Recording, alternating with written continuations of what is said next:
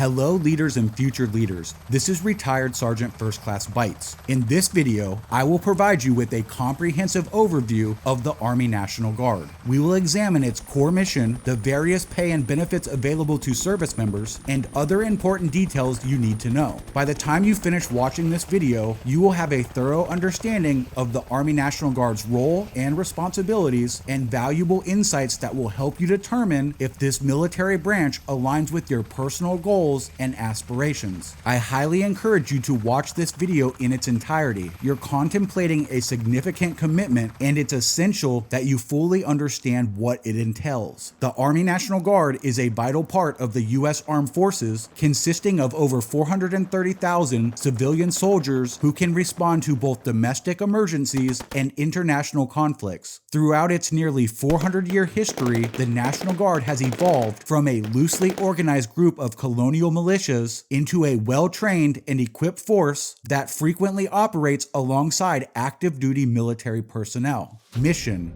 the Army National Guard has a unique dual mission that sets it apart from other military branches. It serves both state and federal governments, taking orders from state governors as well as the President of the United States. In recent years, Guardsmen have been called upon to respond to various domestic events, including natural disasters, the COVID-19 pandemic, anti-racism protests, and border security challenges. As its domestic role has expanded, the Guard has also become increasingly vital to international U.S. military operations. Military occupational specialties. There are over 150 different types of jobs available in the Army National Guard. To view the military occupational specialties the Guard offers, visit the link in the video description. Joining. The process of joining the Army National Guard is relatively straightforward. First, you will meet with a local recruiter who will perform an initial screening to assess you medically, physically, and morally to ensure you meet the enlistment standards. Following this, you will be scheduled to take the Armed Services Vocational Aptitude Battery, more commonly referred to as the ASVAB. To join, you must score at least a 31 on the ASVAB, although a higher score will open up more job opportunities and may qualify you for bonuses and extra benefits. Once you complete the ASVAB, your recruiter will provide you with a list of all the jobs that you qualify for. After you have selected your military occupational specialty and provided your recruiter with the necessary enlistment documentation, you will be scheduled for a physical and enlistment at the Military Entrance Processing Station. At the Military Entrance Processing Station, you will undergo a physical examination with a doctor, get scheduled for basic combat training, and participate in your swearing-in ceremony. Recruit Sustainment Program. After you have enlisted in the Army National Guard, you will be provided a training schedule for the Recruit Sustainment Program, more commonly known as the RSP, where you will train 1 weekend a month until you ship to BCT. You will get paid for this training. These weekends will help you prepare mentally, physically, emotionally, and administratively for basic combat training. For more information regarding the Recruit Sustainment Program, visit the link in the video description. Basic combat training, advanced individual training, and OSUT.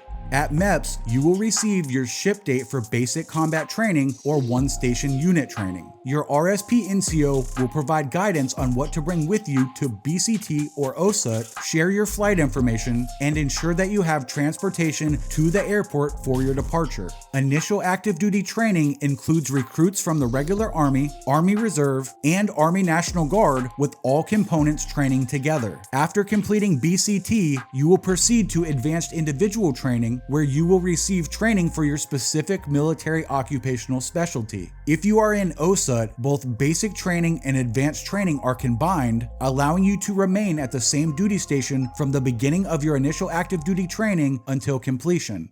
After basic combat training, advanced individual training, and OSUT. After you finish your initial active duty training, you will return to the Recruit Sustainment Program to submit all of your documentation and training certificates. You will participate in one final drill with the RSP, during which a battle handoff ceremony will take place. In this ceremony, you will be formally transitioned from the RSP to a leader from your designated unit. This leader will provide you with a brief overview of your new unit and a training schedule. When you arrive at your new unit, you will be assigned a sponsor, a soldier who has been with the unit for a significant amount of time. The sponsor will help you become familiar with the unit, introduce you to your chain of command, and connect you with other important sections. From here, you will begin training on one weekend and for 2 weeks each year. While the training will primarily focus on your military occupational specialty, it is also common to cross-train in other specialties. Ultimately, your goal is to become an expert in your MOS, honing your skills to ensure that you are prepared to respond effectively in the event of a natural disaster or a conflict overseas.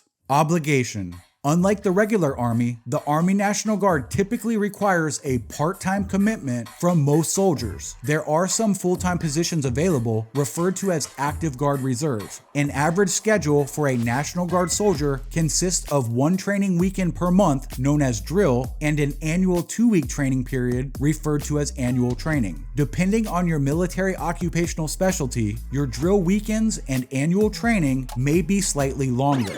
All National Guard soldiers are required to attend basic combat training, where they learn the fundamental skills necessary to be a soldier. This training lasts for 10 weeks, not including the week of reception. After completing BCT, soldiers participate in advanced individual training, where they gain proficiency in their chosen military occupational specialty. The length of AIT can vary significantly, ranging from 4 weeks to 52 weeks, depending upon the specific MOS. All initial enlistment contracts are for a duration of 8 years. However, you can choose to serve for 3 to 6 years. Let me clarify what this means. If you sign a 3-year contract, after completing those 3 years of service, you will spend the following 5 years in the IRR, or Individual Ready Reserve. If you sign a 6-year contract, after completing those 6 years, you will spend the following 2 years in the IRR. Soldiers in the Inactive Ready Reserve do not train with a unit, but can still be called up in the event of an emergency. Pay and benefits. Pay in the Army National Guard is determined by your pay grade and your length of service. As you advance in rank, your pay will increase. Additionally, you will receive 2 pay raises each year, one on your enlistment anniversary date and another at the beginning of each year as a cost of living adjustment. To find your exact pay amount, please use the link in the video description. You must select your enlistment type, rank, and years of service. The site will then generate a chart that provides your pay amounts for weekend drills, annual training, and active duty monthly service. Benefits are a significant motivator, and the National Guard offers a wide range of them. All National Guard soldiers receive state and federal tuition assistance. Since state tuition benefits vary by state, I have included a link in the video description where you can find the exact tuition assistance for your state. In addition to tuition assistance, Guard soldiers can access the Montgomery GI Bill. This is money for college that is directly deposited into your bank account, and you use the funds as you deem fit. Low-cost insurance, life insurance, a federal retirement plan,